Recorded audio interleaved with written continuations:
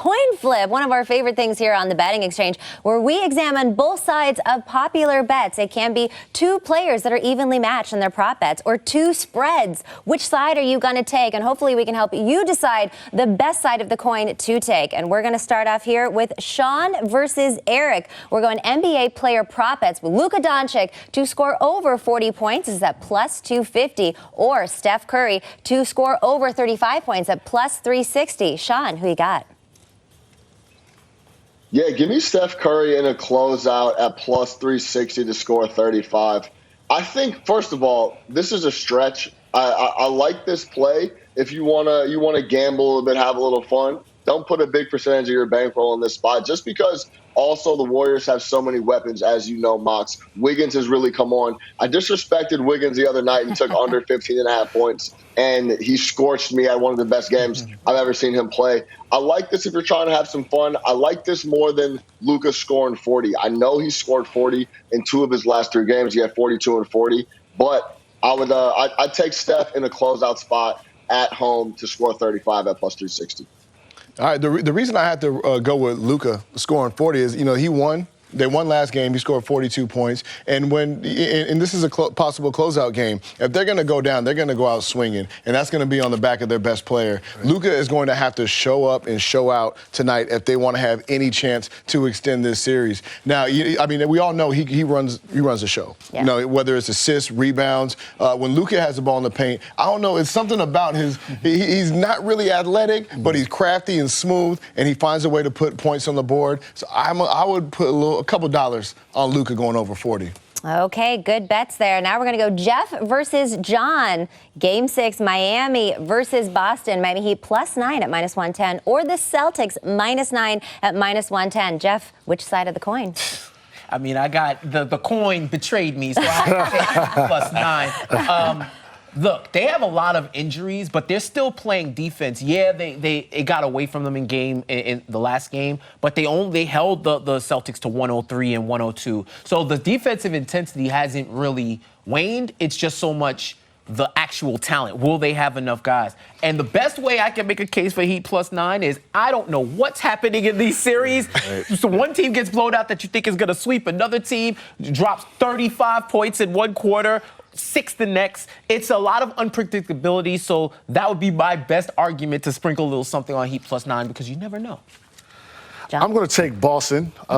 Boston's rolling. And I'm actually going to focus on the Heat is why the Boston will cover. Strus, 0 for 7 last night.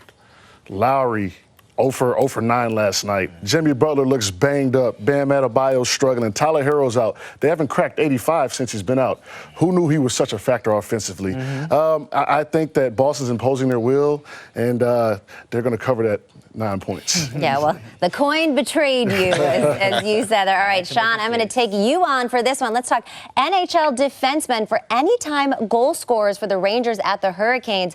Game 6, we got Adam Fox plus 600. That's my bet. And you like Tony DeAngelo at plus 380. So here's why I like Adam Fox. So the momentum right now is definitely with the Rangers, and their power play unit has been absolutely phenomenal. They are scoring at 27.6% of their power play chances. On the other end, the Canes right now, their power play unit has not been as good. They have gone 7 straight games without a power play goal versus the Rangers. In the playoffs, they're only converting about 11.1%. Foxy, he's had 11 goals this season. He's had 4 in the playoffs so far, 3 in the first series versus the Penguins, and he had 1 power play goal in the last game on Tuesday. The guy is hot. We're killing the power plays. If anyone's going to do it, so I got Foxy.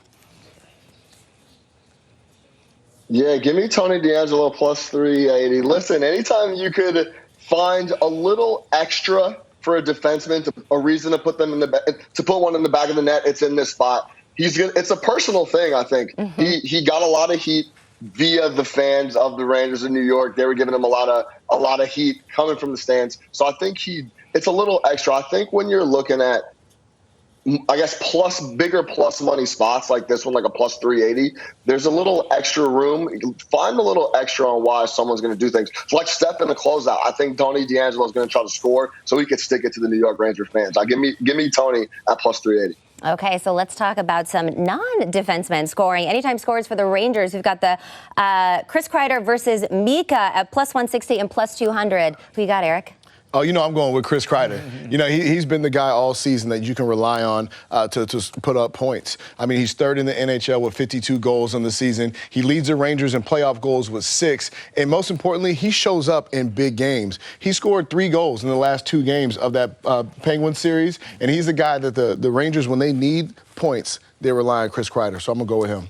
All right, you like Mika, Jeff? I do like Mika because he scored in 2 straight games in 4 out of his last 6. And it feels like Mika's always around the puck when something good needs to happen. I could even see a fact of points being traded between Kreider and Mika. It's just who's going to get the goal. Yeah. Hopefully we both cash in because Right. I do think that they're both demons on the net, putting pressure on Carolina.